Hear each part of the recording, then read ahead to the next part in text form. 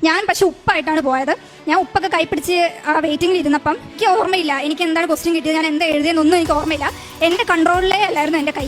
ഇതിലാരേലും പഠിക്കാതെ ഡോക്ടറായി അവൻ്റെ അടുത്തൊരു രോഗി ചികിത്സയ്ക്ക് ചെന്ന് കഴിഞ്ഞാൽ ഇവൻ എങ്ങനെയാണ് ആ രോഗിക്ക് മരുന്ന് കൊടുക്കുന്നത്? ഇതുപോലെ ഉപ്പിട്ട് പ്രാർത്ഥിച്ച് കറക്കിക്കുത്തി ആദ്യം കിട്ടുന്ന മെഡിസിൻ എടുത്ത് കൊടുക്കുവാണ്. ആ വെഞ്ചരിച്ച ഉപ്പ് ഉപയോഗിച്ചാൽ എല്ലാം രക്ഷ കിട്ടി, അല്ലെ വെഞ്ചരിച്ച എണ്ണ ഉപയോഗിച്ച് കഴിഞ്ഞാൽ സൗഖ്യം കിട്ടി എന്നുള്ളത് തെറ്റായൊരു പ്രബോധനമാണ്. പാറമാലി, അമ്മന്താരി, അമ്മച്ചോഗോ, ഒലാച്ചക്കർ, അച്ചർ അറാസീമ, പാലമാരി, അമ്മന്താരോ, അമ്മച്ചോലോ, അച്ഛൻ കറാമി. ഈ ട്രോൾ ചെയ്ത ചെറുപ്പക്കാരൻ പറയുന്നത് ഇവൻ കഞ്ചാവോ അല്ലോ മറ്റെന്തോ അതിനേക്കാൾ എന്തോ ആഴമായ എന്തോ ലഹരി ഉപയോഗിച്ചിട്ടാണ് ഈ വെളിവില്ലാതെ പറയുന്നതെന്നാണ് പറയുക.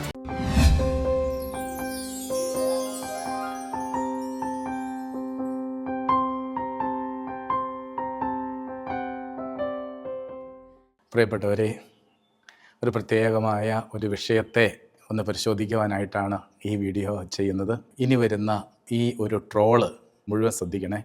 അതിനുശേഷം നമുക്കതിനെക്കുറിച്ച് ഒരു വിശദമായ ഒരു പരിശോധന നമുക്ക് നടത്താൻ സാധിക്കും. ഞാൻ പക്ഷെ ഉപ്പായിട്ടാണ് പോയത്. ഞാൻ ഉപ്പൊക്കെ കൈപ്പിടിച്ച് വെയിറ്റിംഗിൽ ഇരുന്നപ്പം എനിക്ക് ഓർമ്മയില്ല എനിക്ക് എന്താണ് ക്വസ്റ്റ്യൻ കിട്ടിയത്, ഞാൻ എന്താ എഴുതിയെന്നൊന്നും എനിക്ക് ഓർമ്മയില്ല. എൻ്റെ കൺട്രോളിലേ അല്ലായിരുന്നു എൻ്റെ കൈ. ആരോ എന്നെ പിടിച്ച് എഴുതിപ്പിക്കുക. ഞാൻ ഉപ്പും കൊണ്ടാണ് പോയത്. ഞാൻ ഓരോ മൊഡ്യൂൾ എഴുതുമ്പോഴും ഞാൻ ഉപ്പിട്ടിട്ടാണ് എഴുതുക.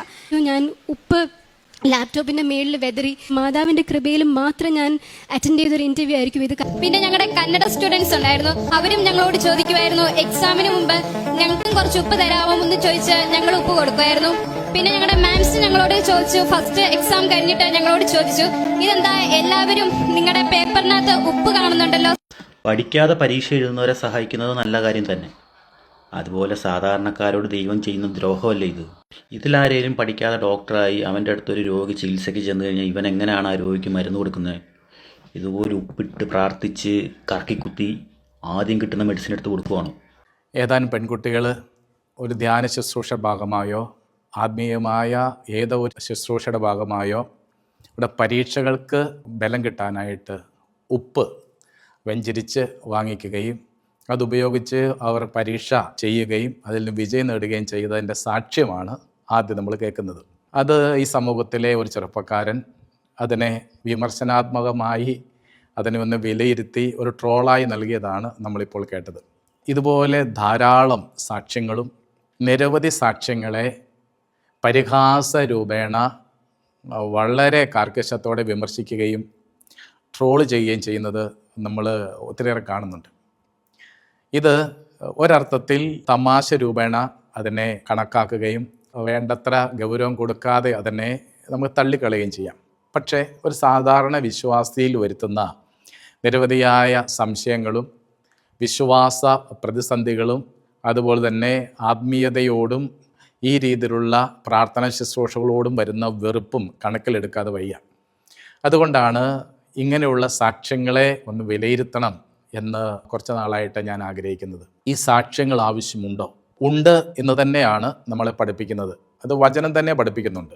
ബൈബിളിൽ പല സ്ഥലങ്ങളിലും ദൈവം നൽകിയ അത്ഭുതകരമായ ഇടപെടലിനും സൗഖ്യത്തിനൊക്കെ നന്ദി പറയുന്നത് സാക്ഷ്യപ്പെടുന്നതും കാണുന്നുണ്ട്. പുരോഹിതർക്ക് സാക്ഷ്യപ്പെടുത്താനായിട്ട് ക്രിസ്തു ചിലരോട് സൗഖ്യത്തിൻ്റെ മേഖലയിൽ പറയുന്നുണ്ട്. അതിന് മറ്റൊരു പശ്ചാത്തലമാണുള്ളത്. കുഷ്ഠരോഗം തുടങ്ങിയ പകർച്ചവ്യാധികൾ പിടിപെട്ട വ്യക്തികളെ ദേവാലയത്തിൽ നിന്നോ കൂട്ടായ്മകളിൽ നിന്നോ പുറത്താക്കാറുണ്ട്. മറ്റുള്ളവർക്ക് വരാതിരിക്കാനും അവരുടെ ഒരു വിശ്വാസമനുസരിച്ച് ദൈവം ശിക്ഷ കൊടുത്തതാണെന്ന് കണക്കാക്കി അവരെ പുറത്താക്കാറുണ്ട്.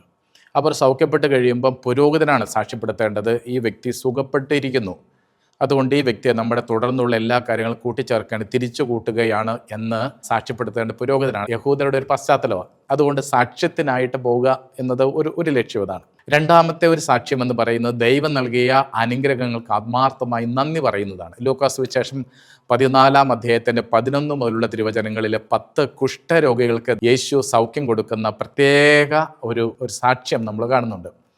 കർത്താവിന് അകലെന്ന് കണ്ടപ്പോൾ അവർ കർത്താവിൻ്റെ നാമം വിളിക്കുന്നുണ്ട്. അപ്പോൾ ഞാൻ നിങ്ങളെ സുഖപ്പെടുത്തുന്നു, നിങ്ങൾക്ക് സൗഖ്യം ഉണ്ടാകട്ടെ ഒന്നും പറയുന്നില്ല. നിങ്ങൾ പോയി പുരോഹിതർക്ക് കാണിച്ചു കൊടുക്കുക, സാക്ഷ്യത്തിനായി പുരോഹിതരുടെ അടുത്തേക്ക് ചെല്ലുക എന്ന് പറയുക. ആ വാക്കിൽ വിശ്വസിച്ച് അവർ പോകുന്ന വഴിക്ക് എല്ലാവരും സൗഖ്യപ്പെട്ടു. തിരിച്ചു വന്ന് ദൈവത്തിൻ്റെ കാൽക്കൽ, ക്രിസ്തുവിൻ്റെ കാൽക്കൽ പ്രണമിക്കുന്ന ഒരു സാക്ഷ്യം നമ്മൾ കാണുന്നുണ്ട്. അപ്പം കർത്താവ് ചോദിക്കുന്നുണ്ട്, ബാക്കി 10 പേരെന്തേ? ദൈവത്തിന് നന്ദി പറയണം എന്നുള്ളത് ഒരുവനെ തോന്നിയുള്ളൂ. അതുകൊണ്ട് ഈ സാക്ഷ്യം ഒരു നന്ദി പറച്ചിലാണ്. ഒപ്പം തന്നെ സാക്ഷ്യത്തിന് മറ്റൊരു പ്രത്യേകതയുണ്ട്. ഈ ഒരു സുവിശേഷ ഭാഗത്തിൽ ഈ 10 കുഷ്ഠരോഗികൾ സൗഖ്യപ്പെട്ട ഒരു സുവിശേഷ ഭാഗത്തിൽ നമ്മൾ കാണാത്തൊരു പ്രത്യേകതയുണ്ട്. അവിടെ സൗഖ്യം സംഭവിക്കുന്നുണ്ട്, രക്ഷയും സംഭവിക്കുന്നുണ്ട്. 10 പേർക്ക് കർത്താവ് സൗഖ്യം കൊടുത്തു, അവർ സൗഖ്യപ്പെട്ടവരായി പോയി. പക്ഷെ തിരിച്ചു വന്ന ഒരുവൻ ദൈവത്തിന് നന്ദി പറഞ്ഞു, അവന് രക്ഷിക്കപ്പെട്ടവനായി പോയി. അപ്പോൾ സൗഖ്യം ശരീരത്തിനും രക്ഷ ആത്മാവിനുമാണ്. അതുകൊണ്ട് പല സാക്ഷ്യങ്ങളും വിശ്വാസത്തിൽ ആഴപ്പെടുത്തും ആ വ്യക്തിയെ തന്നെ, ഒപ്പം തന്നെ അത് കേൾക്കുന്നവരെയും വിശ്വാസത്തിൽ ആഴപ്പെടുത്തും. ആഴമായ വിശ്വാസം സൗഖ്യം നൽകുന്ന ഒരു സത്യമാണ്. അപ്പം അതുകൊണ്ട് തന്നെ ഈ സാക്ഷ്യങ്ങൾ നല്ലതാണ്. പക്ഷെ പ്രിയപ്പെട്ടവരെ, മറ്റൊരു കാര്യം നമ്മൾ ഓർക്കേണ്ടതുണ്ട്. ഈ പെൺകുട്ടികളുടെ സാക്ഷ്യം അത് കേൾക്കുന്ന ഏതൊരു വ്യക്തിക്കും ഗൗരവമായ സംശയങ്ങൾ സൃഷ്ടിക്കാൻ ഇടവരും. ഒന്ന്, അതിലൊരു കുട്ടി പറയുകയാണ്, ഉപ്പ് ഞാൻ ലാപ്ടോപ്പിൽ വിതറി, എന്നിട്ട് ഞാൻ ഇൻ്റർവ്യൂവിൽ പങ്കെടുത്തു, സ്വാഭാവികമായിട്ടും അത് ഇൻ്റർവ്യൂവിൽ പാസ്സായി ജോലി ലഭിച്ചിട്ടുണ്ടാവും, അതുകൊണ്ടാണ് സാക്ഷ്യം പറയുന്നത്. ആ കുട്ടിയുടെ വിശ്വാസം, വിതറിയ ഉപ്പ്, അത് ആ കൊച്ചിന് കൂടുതലായിട്ട് ഇൻ്റർവ്യൂവിൽ നന്നായി പെർഫോം ചെയ്യാനായിട്ട് സാധിച്ചു, അതുകൊണ്ട് വിജയം കിട്ടി, ദൈവത്തിന് നന്ദി പറയണം, സാക്ഷ്യം പറയുകയാണ്. ആദ്യത്തെ ഒരു കുട്ടി പറയുന്നു, ഉപ്പ് കയ്യിൽ പിടിച്ചു പോയി എക്സാം ചെയ്യുന്നു, മൊഡ്യൂൾസ് എല്ലാം കിട്ടാനിട വന്നു. ഈ ഉപ്പ് രക്ഷ നൽകുന്നതാണ് എന്ന ഒരു വ്യാഖ്യാനമാണ് അത് കേൾക്കുന്ന എല്ലാവർക്കും ഉണ്ടാവുക. അപ്പോൾ ഈ ഉപ്പ് വ്യഞ്ചരിച്ചതായിരിക്കാം. ആ വ്യഞ്ചരിച്ച ഉപ്പ് അത് കയ്യിൽ പിടിച്ച് പരീക്ഷ എഴുതുന്നു, അത് വിതറുന്നു, അല്ലെ അത് ഉപയോഗിക്കുന്നു. അതുവഴി ഉദ്ദേശിച്ച നിയോഗം സാധിച്ചു കിട്ടുന്നു. പ്രിയപ്പെട്ടവർ, ഇവിടെ ഗൗരവമായ ചില പ്രതിസന്ധികളുണ്ട്. അതുകൊണ്ടായിരിക്കാം ചിലപ്പോൾ ഈ ചെറുപ്പക്കാരൊക്കെ ഇതൊക്കെ ട്രോളാക്കുന്നത്. ആ ചെറുപ്പക്കാരൻ ഈ സാക്ഷ്യങ്ങളെ ട്രോൾ ചെയ്യുമ്പം പറയുന്നൊരു കാര്യമുണ്ട്. പഠിക്കാതെ ഒരു വ്യക്തി പരീക്ഷ എഴുതി വിജയിപ്പിച്ചു എന്നിങ്ങനെ വിചാരിക്കുക. MBBSന് പരീക്ഷ എഴുതുന്ന ഒരു കുട്ടി വേണ്ടത്ര പഠിക്കാതെ പരീക്ഷ എഴുതുന്നു. ഇങ്ങനെ ഉപ്പ് കൊണ്ടോ മറ്റെന്തെങ്കിലും രീതിയിലുള്ള പ്രാർത്ഥന കൊണ്ടോ പഠിക്കാതെ പാസ്സാകുന്നു. പഠിക്കാതെ പാസ്സാകുന്ന ഈ വ്യക്തി ഡോക്ടറായിട്ട് ജോലി ചെയ്യുമ്പോൾ നിരവധിയായ തെറ്റുവരുത്തും, അറിവില്ലാത്തതുകൊണ്ട്. അപ്പോൾ അതിനൊക്കെ ദൈവം കൂട്ടി നിൽക്കുമോ? 2, അലസത കൊണ്ടോ മടി കൊണ്ടോ കഴിവുകുറവ് കൊണ്ടോ ഒരു വ്യക്തി പരീക്ഷ പാസ്സാകാതെ വരുമ്പോൾ പ്രത്യേകമായ ഒരു ഉപ്പ് കൊണ്ടോ വ്യഞ്ചരിച്ച എണ്ണ കൊണ്ടോ തേന് കൊണ്ടോ മറ്റെന്തെങ്കിലും ആകട്ടെ അതുപയോഗിച്ച് പരീക്ഷ ജയിക്കുക എന്ന് പറയുന്നത് ദൈവം നീതിപരമായി പെരുമാറുന്നതിൻ്റെ അടയാളമാണോ? അതല്ല വിശ്വാസപരമായി ചോദ്യം ചെയ്യപ്പെടുന്ന ഒരു കാര്യമാണ്. അതുകൊണ്ട് തന്നെ ചില സാക്ഷ്യങ്ങൾ കത്തോലിക്ക വിശ്വാസത്തിന് എതിര് നിൽക്കുന്നതാണ് എന്ന് നമ്മൾ തിരിച്ചറിയണം. അങ്ങനെയുള്ള സാക്ഷ്യങ്ങളൊക്കെ ഒരു പക്ഷേ അതിനൊരു വ്യാഖ്യാനം, ആ സാക്ഷ്യത്തിന് ശേഷം എവിടെയാണോ ആ സാക്ഷ്യം പറയുന്നത്, ആ സാക്ഷ്യം പറയാൻ അനുവാദം കൊടുത്ത ബന്ധപ്പെട്ട അധികാരി ആ സാക്ഷ്യത്തെ വ്യാഖ്യാനിച്ചു കൊടുക്കണം. സാക്ഷ്യത്തെ വ്യാഖ്യാനിച്ചു കൊടുത്തില്ലെങ്കിൽ അതിൽ നിന്നും ഗൗരവമായ എതിർസാക്ഷ്യങ്ങളും അസ്വസ്ഥതകളും തെറ്റായ ചിന്താരീതികളും വിശ്വാസത്തിൻ്റെ നഷ്ടവും സംഭവിക്കുവാനായിട്ട് ഇടയുണ്ട്. നമുക്കൊരല്പം കൂടി അതിനെക്കുറിച്ചൊന്ന് പഠിക്കാം. ഈ ഉപ്പും അതുപോലെ തന്നെ തേനും അല്ലെങ്കിൽ മറ്റെന്തെങ്കിലും പൗഡറോ മറ്റെന്തെങ്കിലും കാര്യങ്ങൾ വ്യഞ്ചരിച്ചു കൊടുത്താൽ അത് ഒരു വ്യക്തിയുടെ നിയോഗങ്ങളെ അത് വിജയത്തിലെത്തിക്കുവോ, പൂർണ്ണമായി അതിലേക്ക് അത് നേടാനായിട്ട് ഇത് സാധിക്കുമോ എന്നത് ഒരു ചോദ്യമാണ്.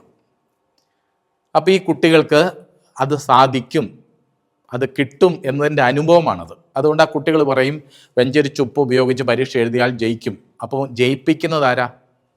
വെഞ്ചരിച്ച ഉപ്പാണ്. വെഞ്ചരിച്ച് ഉപ്പ് ഉപയോഗിക്കും. അതുകൊണ്ട് പലരും ചോദിക്കുന്നുണ്ട്, ഞങ്ങൾക്കും കുറച്ച് ഉപ്പ് തരുമോ എന്ന് കുട്ടികൾ ആരോ ചോദിച്ചെന്നൊക്കെ അതിൻ്റെ അകത്ത് സാക്ഷ്യങ്ങളുണ്ട്. പ്രിയപ്പെട്ടവർ, നമ്മൾ തിരിച്ചറിയേണ്ട ഒരു കാര്യം, നമ്മൾ പ്രധാനമായി ദൈവശാസ്ത്രം പഠിക്കുമ്പോൾ സഭ നമ്മളെ പഠിപ്പിക്കുന്ന 3 പ്രത്യേകമായ ബോധ്യങ്ങളുണ്ട്, അല്ലേ വാക്യങ്ങളുണ്ട്. ലാറ്റിനാണ്, ഞാനത് പറഞ്ഞുതരാം. 1 എക്സ് ഓപ്പര ഓപ്പരാത്തോ, 2 എക്സ് ഓപ്പര ഓപ്പരാന്തിസ്, 3ഒന്നുകൂടിയുണ്ട് എക്സ് ഓപ്പരെ ഓപ്പരാന്തിസ് എക്ലേസിയെ. അങ്ങനെ 3 ഒരു പ്രബോധനങ്ങളുണ്ട്. 1 എക്സ് ഓപ്പരെ ഓപ്പരാത്തോ, ബൈ ദ വർക്ക്ഡ് എന്ന് പറഞ്ഞാൽ ചെയ്ത പ്രവൃത്തിയാൽ തന്നെ അത് അനുഗ്രഹിക്കപ്പെടുക എന്ന് പറഞ്ഞാൽ ഞാൻ അല്പം കൂടി വിശദീകരിച്ച് പറയാം, പെട്ടെന്ന് നിങ്ങൾക്ക് മനസ്സിലാകും. പാപിയായൊരു വൈദികൻ കുർബാന അർപ്പിച്ചാൽ ആ കുർബാന പൂർണ്ണമാകുമോ? ആ കുർബാനയിൽ നിന്ന് കുർബാനയിൽ പങ്കുചേരുന്ന ഒരു വിശ്വാസിക്ക് കിട്ടേണ്ടതായ അനുഗ്രഹങ്ങൾ മുഴുവൻ കിട്ടുമോ? അത് തടസ്സം വരുമോ? അത് മുമ്പ് സഭയുടെ ആദ്യകാലങ്ങളിൽ അവർക്ക് വലിയ തർക്കമായിട്ട് വരികയും ഹെരസിയായിട്ട് വരികയും ചെയ്യുകയൊക്കെ ചെയ്ത ഒരു പ്രധാനപ്പെട്ട കാര്യമാണ്. അവിടെയാണ് സഭ ഇത് പഠിപ്പിച്ചത്. എക്സ് ഓപ്പരെ ഓപ്പരാത്തോ എന്ന് വെച്ചാൽ ആ ചെയ്ത കുർബാന, അർപ്പിച്ച കുർബാനയുടെ മഹത്വം കൊണ്ടാണ് അതിൻ്റെ വാലിഡിറ്റി. അല്ലാതെ അതിൻ്റെ വാലിഡിറ്റിയെ, അതിൻ്റെ സാധുതയെ, അതിൻ്റെ അനുഗ്രഹത്തെ ഒരിക്കലും അത് അർപ്പിക്കുന്ന പുരോഹിതനിൽ ആശ്രയിച്ചല്ല.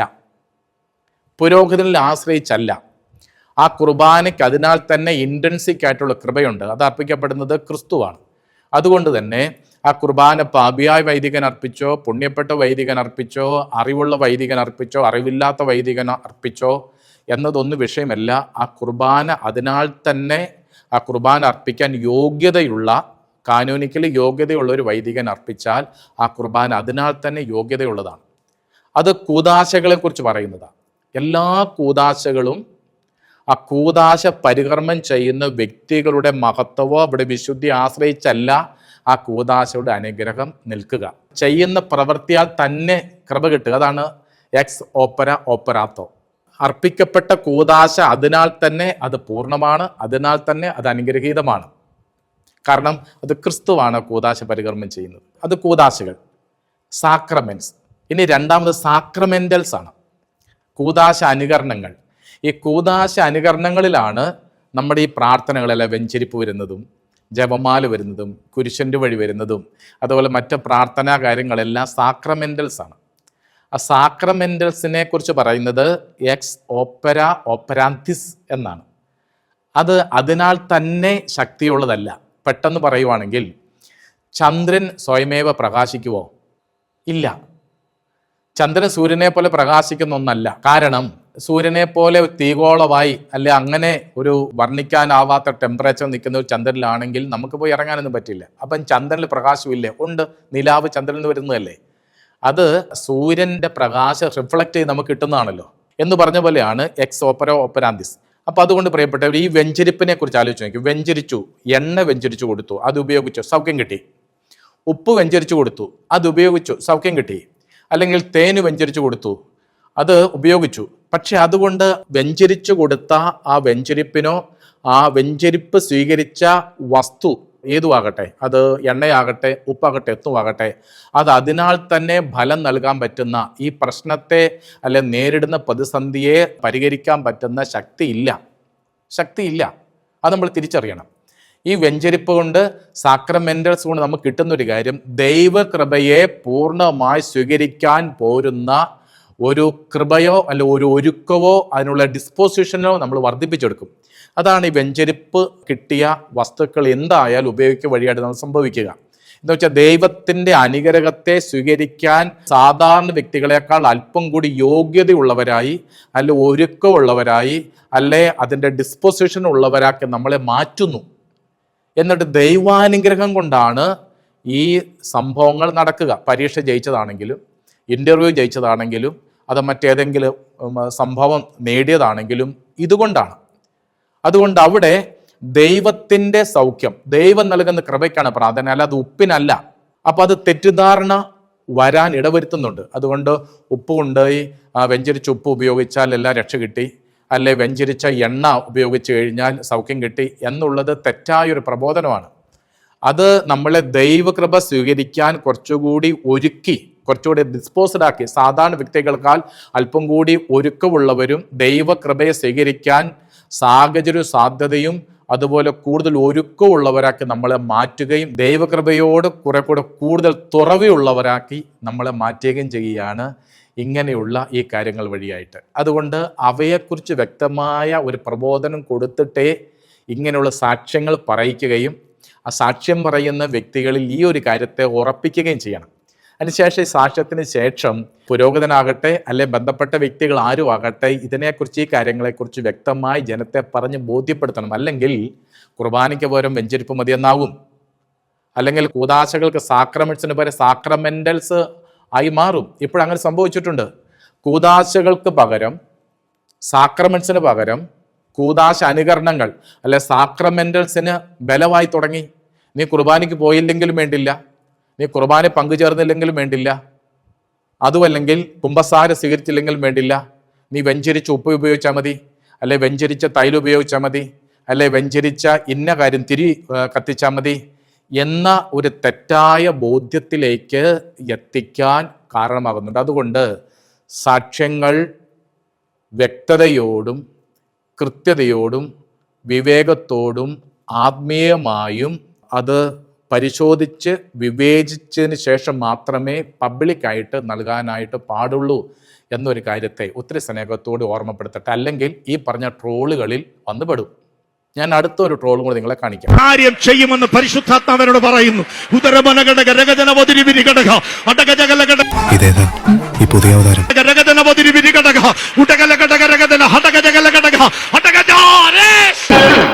ഫാറമാലി, അമ്മന്താരി, അമ്മച്ചോഗോ, ഒലാച്ചക്കർ, അച്ചർ അറാസീമ, ലേ റീബ, വാതുറക്ക് എല്ലാവരും, റഹീലാബ്, മക്കർ മലാദി, അഷസ് കറാലി, ഭാഷ മാറട്ടെ. പാലമാരി, അമ്മന്താരോ, അമ്മച്ചോലോ, അച്ഛൻ ഖറാമി. എന്തോ സാധനമാണ് നീ അടിച്ചു കൂട്ടിയിരിക്കണത്, കള്ളും കാഞ്ചാവൊന്നുമില്ല. പ്രിയപ്പെട്ടവരെ, നമ്മളിപ്പോൾ കേട്ടത് ഏതോ ഒരു സുവിശേഷ ശുശ്രൂഷകൻ കത്തോലിക്ക വിഭാഗത്തിൽപ്പെട്ട ആളല്ല എന്ന് ഞാൻ മനസ്സിലാക്കുന്നു. ആ വ്യക്തി പൊതുസമൂഹത്തിന് മുമ്പിൽ ഭാഷാവരത്തിലോ മറുഭാഷാവരത്തിലോ പ്രാർത്ഥിക്കുന്നതായിട്ടാണ് എനിക്ക് തോന്നിയത്. അപ്പോൾ അത് കേട്ട ഒരു സാധാരണ ഒരു ചെറുപ്പക്കാരൻ അതിനോട് വളരെ രൂക്ഷമായിട്ട് പ്രതികരിച്ചിരിക്കുന്നുണ്ട്. അത് നമുക്ക് പൊതുസമൂഹത്തിൽ കേൾപ്പിക്കാൻ പറ്റാത്ത വിധത്തിലുള്ള ചീത്തവാക്കുകളൊക്കെ ഉപയോഗിച്ചാണ് അതിനെ കമൻറ്റ് ചെയ്തിരിക്കുന്നത്. എൻ്റെ പ്രിയപ്പെട്ടവരെ, ഇതൊക്കെ കേൾക്കുമ്പോൾ എന്ത് പറയാനാണ് എനിക്കറിയാൻ പാടില്ല. ആദ്യകാല സഭ വളരെ കരുത്തോടെ വളർന്നു വരാൻ പ്രധാന കാരണം വരങ്ങളാണ്. വരദാന ഫലങ്ങൾ ഉപയോഗിച്ച് സുവിശേഷ ശുശ്രൂഷ ചെയ്ത ഒരു കാലഘട്ടത്തിൽ സഭ വളരെ അത്ഭുതകരമായി വളർന്നു വന്നിട്ടുണ്ട്. അത് പ്രത്യേകിച്ച് നമ്മൾ അപ്പോസ്തല പ്രവർത്തനങ്ങൾ വായിച്ചാൽ അറിയാം. അപ്പോസ്തല പ്രവർത്തനങ്ങൾ 19-ാം അധ്യായത്തിൽ 11-ാം വാക്യം മുതൽ പൗലോസിൻ്റെ കരങ്ങൾ വഴി ദൈവം നിരവധിയായ അടയാളങ്ങൾ പ്രവർത്തിച്ചിരുന്നു, നിരവധിയായ അടയാളങ്ങൾ പ്രവർത്തിച്ചു കൊണ്ടിരുന്നു. അവൻ്റെ ശരീരസ്പർശനമേറ്റ അംഗവസ്ത്രങ്ങളും തൂവാലകളും അവർ രോഗിയുടെ പക്കൽ കൊണ്ടുവന്നപ്പോൾ പിശാചുകൾ വിട്ടുപോയി സൗഖ്യം പ്രാപിച്ചു.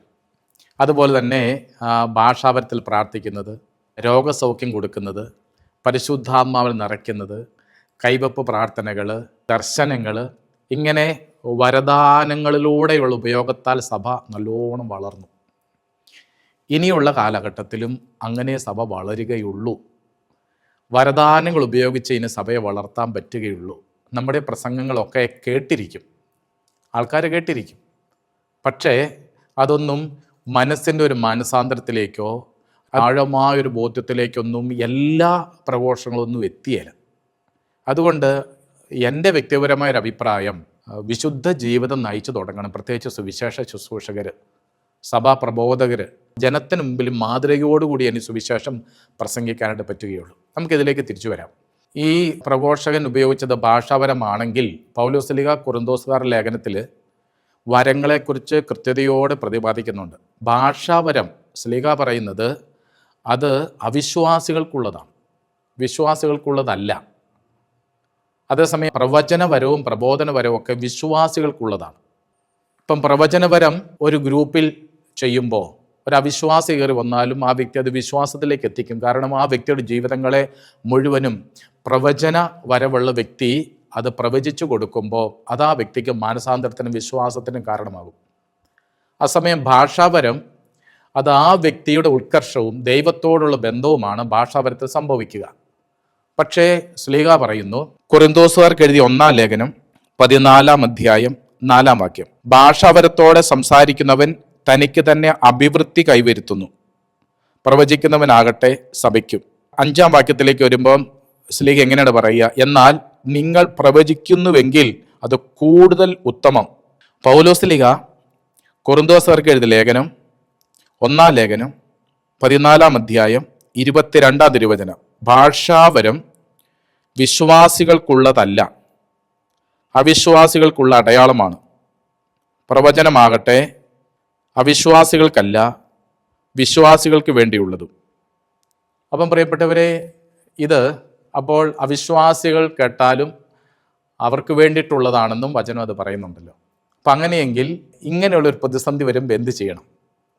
ശ്ലീഹ പറയുന്നൊരു കാര്യം ഞാൻ വീണ്ടും വായിച്ചു കേൾപ്പിക്കാം. സഭ മുഴുവൻ സമ്മേളിച്ചിരിക്കെ ഓരോരുത്തരും ഭാഷാപരത്തോടെ സംസാരിക്കുന്നതായി അജ്ഞരോ അവിശ്വാസികളെ വന്നു കണ്ടാൽ നിങ്ങൾക്ക് ഭ്രാന്താണെന്ന് അവർ പറയുകയില്ലേ?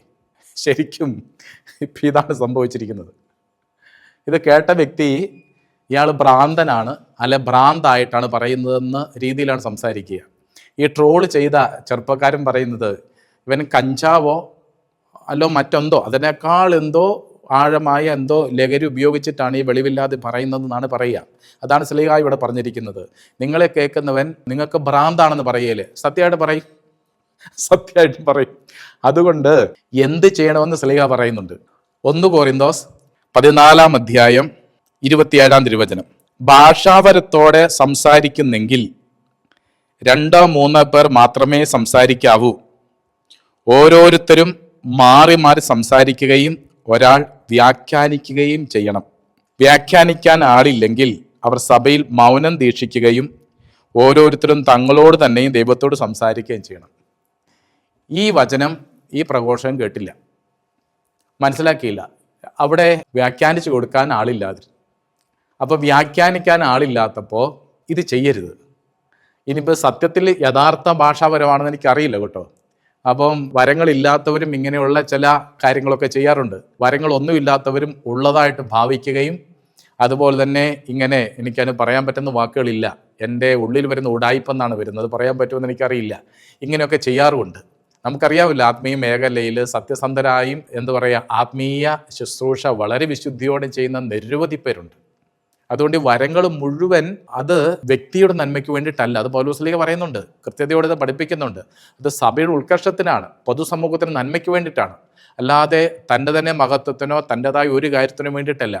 അങ്ങനെയുള്ളപ്പോൾ പൊതു നന്മയ്ക്ക് വേണ്ടിയിട്ടാണ് ഈ വരങ്ങൾ ഉപയോഗിക്കുന്നതെങ്കിൽ സത്യമായിട്ടും പൗലോസ് ശ്ലീഹ എഫേസോസുകാർക്ക് എഴുതിയ ലേഖനം 4-ാം അധ്യായത്തിൽ പറയുന്നൊരു വചനം എന്താണെന്നറിയാം? ഇത് വിശുദ്ധരെ പരിപൂർണരാക്കാൻ, ശുശ്രൂഷയുടെ ജോലി ചെയ്യുവാൻ, ക്രിസ്തുവിൻ്റെ ശരീരത്തെ പടുത്തുയർത്തുവാനാണ് ഈ വരങ്ങളെല്ലാം. 1 കൊരിന്തോസ് 12-ാം അധ്യായത്തിൽ ശ്ലീഹ പറയുകയാണ്, സഹോദരരെ, നിങ്ങൾ ആത്മീയ ദാനങ്ങളെക്കുറിച്ച് അറിവുള്ളവരായിരിക്കണമെന്ന് ഞാൻ ആഗ്രഹിക്കുന്നു എന്ന് ശ്ലീഹ പറയുകയാണ്. എന്നിട്ട് ശ്ലീഹ പറയുന്നൊരു പ്രത്യേകത പറയുന്നത്, ഓരോരുത്തരിലും ആത്മാവ് വെളിപ്പെടുന്നത് പൊതു നന്മയ്ക്ക് വേണ്ടിയാണ്. പൊതു നന്മയ്ക്ക് വേണ്ടിയാണ് ഈ വരദാന ഫലങ്ങൾ, പ്രത്യേകിച്ച് വരങ്ങൾ, അത് പൊതു നന്മയ്ക്ക് വേണ്ടിയിട്ടാണ്. അതുകൊണ്ട് പൊതു നന്മയ്ക്ക് വേണ്ടി പൊതുവായി ഈ വരങ്ങൾ പ്രത്യേകിച്ച് ഉപയോഗിക്കുമ്പോൾ അത് നിഷ്കർഷിച്ച വിധത്തിൽ തന്നെ ചെയ്യാനായിട്ട് ഇടവരണം. അല്ലെങ്കിൽ ഇത് കാണുന്നവർ ഭ്രാന്താണെന്ന് പറയും, സത്യമായിട്ടും ഭ്രാന്താണെന്ന് പറയും. കാരണം അതുകൊണ്ട് ഭാഷാപരമുള്ളവൻ വ്യാഖ്യാനപരത്തിനു വേണ്ടി പ്രാർത്ഥിക്കട്ടെ എന്ന് ശ്ലീഹ പറയുന്നുണ്ട്. ഈ ഭാഷാപരത്തിൽ ഇങ്ങനെ പൊതുസമൂഹത്തിൽ ഇങ്ങനെ പ്രാർത്ഥിക്കുമ്പോൾ അത് വ്യാഖ്യാനിച്ചു കൊടുക്കാനും ആ വ്യാഖ്യാനം ഇപ്പോൾ ഉപയോഗിച്ച ഭാഷാപരത്തിൻ്റെ പൂർണ്ണമായ സത്യസന്ധവുമായ വ്യാഖ്യാനമാണെന്ന് ജനത്തെ ബോധ്യമാവത്തക്ക രീതിയിലും ആത്മീയ ശുശ്രൂഷ അവിടെ സംഭവിച്ചില്ലെങ്കിൽ ഇതെല്ലാം പരിഹാസത്തിന് കാരണമാകുകയും ഉള്ള വിശ്വാസം നഷ്ടപ്പെടുത്തുകയും ചെയ്യും. അതുകൊണ്ട് ഇതൊക്കെ പ്രകടനങ്ങളും ബോധമില്ലായ്മയും അറിവില്ലായ്മയും മണ്ടത്തരങ്ങളും ശുദ്ധ അസംബന്ധങ്ങളുമാണെന്ന് പൊതുസമൂഹം കരുതാനും പ്രതികരിക്കാനും ചീത്ത വിളിക്കാനും കാരണമാകുന്നത് ഈ ശ്രദ്ധക്കുറവ് കൊണ്ടാണ്. അതുകൊണ്ട് ആത്മീയ ശുശ്രൂഷ ചെയ്യുന്നവരൊക്കെ വിവേകത്തോടുകൂടി അത് ചെയ്യാനായിട്ട് പരിശുദ്ധാത്മാവ് നമ്മൾ ഓർമ്മപ്പെടുത്തുന്നുണ്ട്. ഈ വിധത്തിലുള്ള സാക്ഷ്യങ്ങളൊക്കെ താൽക്കാലികമായൊരു മേന്മ ആ ശുശ്രൂഷകൾക്ക് അല്ലെങ്കിൽ ആ സ്ഥാപനങ്ങൾക്കോ ധ്യാന കേന്ദ്രങ്ങൾക്കോ നൽകിയാലും അനേകരെ വിശ്വാസത്തിൽ നിന്ന് അകറ്റുകയും ഉതപ്പ് നൽകുകയും മഹത്വപൂർണമായ സത്യങ്ങളെ വില കുറച്ച് കാണാനും ഇടവരും.